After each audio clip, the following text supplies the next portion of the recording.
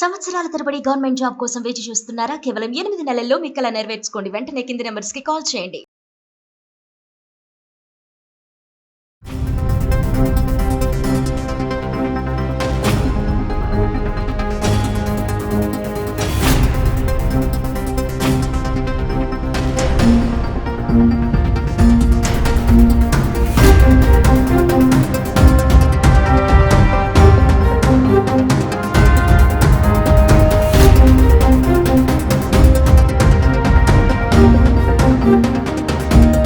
Hi viewers, India's largest digital media network Suman టీవీకి స్వాగతం. ప్రస్తుతం మనతో ఉన్నారని motivational speaker and language trainer Vijaya Bangaru. అమ్మ నమస్తే అమ్మ. అమ్మ, మనమందరం మంచిగా హ్యాపీగా ఆనందించాల్సిన విషయం, గర్వించదగ్గ విషయం మన ఆపరేషన్ సింధూర్ గురించి. నిజంగా మనకు నిన్న జరిగిన యుద్ధంలో అమ్మ ఈ సుదర్శన చక్రం అనేది మనకి ఎంత బాగా ఉపయోగపడిందంటే ఆ రోజు రష్యా దేశం నుంచి మనం కొనుగోలు చేసి ఎంత మంచిది అయ్యింది అంటే, ఎంత ముందు ఆలోచనతో అది ఆల్రెడీ ఆ వెపన్ అనేది కొనిపెట్టడం అనేది ఈ రోజు మన దేశాన్ని అది ఎంత కాపాడిందమ్మా సుదర్శన చక్రం లాగా.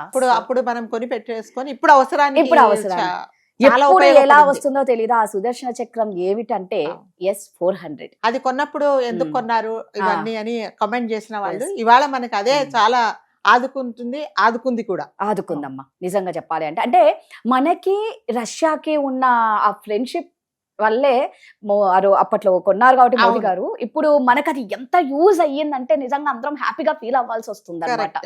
ఇంకొకటి అమ్మ, మామూలుగా ఇప్పుడు ఈ పాకిస్తాన్ కి ఏ దేశాలు సపోర్ట్? పాకిస్తాన్ కి సపోర్ట్ చేసేది ఓన్లీ రెండు మూడు దేశాలండి. ఒకటేమో టర్కీ, ఒకటేమో చైనా. సో వాళ్ళు ఆ రెండు, ఇంకొక దేశం మాత్రమే సపోర్ట్ చేస్తుంది. ఈవెన్ అమెరికా దేశం కూడా, కంట్రీ కూడా మనకే సపోర్ట్ చేస్తుంది. కొన్ని విషయాలలో ఇది వరకు సపోర్ట్ చేసేవాళ్ళు పాకిస్తాన్ కు, కానీ ఇప్పుడు సపోర్ట్ మనకే సపోర్ట్. సో ఆల్మోస్ట్ అన్ని కంట్రీస్ మనకి సపోర్ట్ చేస్తున్నాయి, ఎక్సెప్ట్ 2-3 కంట్రీస్ అంతే. సో ఇది నిజంగానే అంటే సపోర్ట్ ఎప్పుడైనా ఎందుకు చేస్తారండి, ఎటువైపు న్యాయం ఉంటే ఎటువైపు వీళ్ళు అంటే వీళ్ళకి అన్యాయం జరిగింది అన్నప్పుడు మాత్రమే వీళ్ళు సపోర్ట్ చేస్తారు. అంటే ఒకానొకప్పుడు అమెరికా వాళ్ళకి పాకిస్తాన్ వాళ్ళకి సపోర్ట్ చేసిన వాళ్ళు ఇవాళ వాళ్ళకి సపోర్ట్ చేసి మనను సపోర్ట్ చేస్తున్నారంటేనే తెలిసిపోతుంది. సో మనకు వాళ్ళు సపోర్ట్ చేయబట్టి అంటే అందరు ఆల్మోస్ట్ అన్ని దేశాలు ఒకటి రెండు చేసి చేయనంత మాత్రాన మనకు జరిగే నష్టం ఏమి లేదు. మీరు అన్నట్టుగా ఆ సుదర్శన చక్ర అనేది చాలా ఉపయోగపడుతుంది. సో అంటే ఇమీడియట్ గా ఎప్పుడైతే మనల్ని అటాక్ చేస్తారో ఆటోమేటిక్ గా అది ఆపరేట్ అవుతుంది, యాక్టివేట్ అయిపోతుంది అన్నమాట. సో దానివల్ల మనం చాలా మటుకు సేవ్ అవుతున్నాం. ఇది 22nd మనకి జరిగిందండి ఈ దుర్ఘటన. సో దాని తర్వాత మనము అంటే వెంటనే మనం అటాక్ చేయలేదు వాళ్ళని. సో చాలా వ్యూహరచన చేశాము. చేసిన తర్వాత 7th అర్ధరాత్రి నుంచి ఇది యుద్ధం స్టార్ట్ అయిపోయింది. అర్ధరాత్రి 1:30-2 మధ్యలో స్టార్ట్ అయిపోయింది. సో ఇప్పటిదాకా దాదాపు 100 మంది టెర్రరిస్టులను మనము మట్టు పెట్టాము. సో ఇంకొక గ్రేట్నెస్ అంటే దీన్నంతా ఆపరేట్ చేసే వాళ్ళు ఎవరంటే లేడీ ఆఫీసర్స్ ఇద్దరు. సో మనకంటే ఇది సమాధానం ఏంటంటే, మీ దగ్గర మగవాళ్ళు మమ్మల్ని అటాక్ చేశారు, మా దగ్గర ఆడవాళ్లే మీకు సమాధానం చెప్తున్నారు అని మనం గ్రేట్ గా చెప్తున్నాం. సో దీని పేరు, ఈ ఆపరేషన్ పేరు సింధూర్ అని పెట్టారు. సింధూర్ అని ఎందుకు పెట్టారంటే అందరి ఇది పసుపు పోయింది కాబట్టి మన మోదీ గారు ఆలోచించి దీనికి ఈ నామకరణం చేశారు. సో చాలా విజయవంతంగా ఇది జరుగుతుందండి. అంటే మనం ధీటుగా గట్టి సమాధానం చెప్తున్నాము, మేము దేనికి వెనక్కుపోము. సో మేము అంటే మీరు వేలు నరికేస్తే మేము మొత్తం మనుషులనే నరికేస్తాము అన్నట్టుగా మనం సమాధానం చెప్తున్నాము. సో కాబట్టి ఇదేంటంటే ఇది తుది అంటే అంతం అయిపోవాలి అని అంటే, సో వాళ్ళ తప్పు తెలుసుకోవాలి.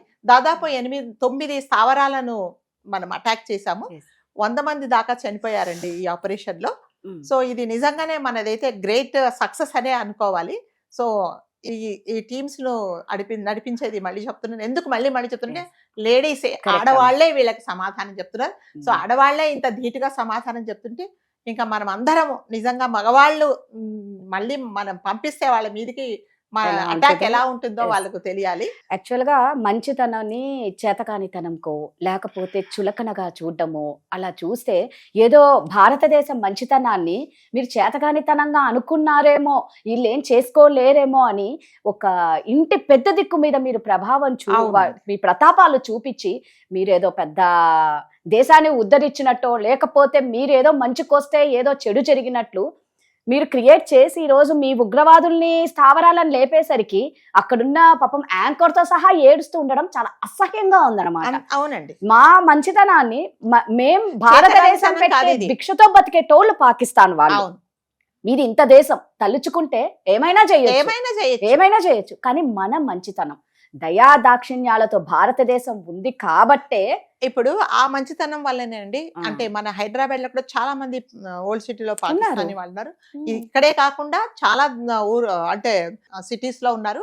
కానీ అంటే నిజంగా మనము వాళ్ళ లాంటి మెంటాలిటీ అయితే వెంటనే అది జరిగిన రోజు 23rd అందరినీ నిల్చోబెట్టేసి కాల్ చేస్తాం. ఎందుకంటే మీ వాళ్ళు చంపారు, మేము చంపాం. కాకపోతే టెర్రరిస్ట్లని అనట్లేదు ఇక్కడ, అసలు కానే కాదు. సో ఇక్కడ టెర్రరిస్ట్లనే టార్గెట్ అన్నమాట. అంతే. అందుకే అక్కడ పాకిస్తాన్ లో ఒక్క ఆర్మీకి కానీ ఒక సామాన్య ప్రజలకు కానీ ఎవరికి ఇబ్బంది తేలేదు ఇండియా. అంటే మంచితనంతో ఉన్న వాళ్ళు చేతగాని వాళ్ళ కింద లెక్కేసి వాళ్ళు ఏం చెయ్యలేరు అనుకుంటే సైలెంట్ గా చూపిస్తారు. అంటే మన యుద్ధం ఎవరితోనంటే సామాన్యులతో కాదు. సో ఓన్లీ ఆర్మీ ఉగ్రవాదులతోనే, టెర్రరిస్ట్లతోనే మన యుద్ధం. సామాన్య ప్రజలను మనం ఎప్పుడు వాళ్ళు మనని ఇబ్బంది పెట్టరు, మనం వాళ్ళని ఇబ్బంది మన ఏంటంటే మన ఐడియా అదే. అంతేగాని ఇవన్నీ ఏంటంటే వాళ్ళతో మనకేం శత్రుత్వం లేదు. ఎవరైతే ఏ ఉగ్రవాదులతో మన మీద అటాక్ చేసినాడో మనం కూడా మనమేం వెళ్ళి అంటే సామాన్య ప్రజల్లోకి వెళ్ళి మనమే ఎవరిని ఇబ్బంది పెట్టలేదు. ప్రపంచ దేశాలంతా కోరుకునేది ఉగ్రవాదం నశింప చేయాలి, ఉగ్రవాదాన్ని నాశనం చేయాలనే ప్రపంచ దేశాలన్నీ కోరుకుంటున్నాయి.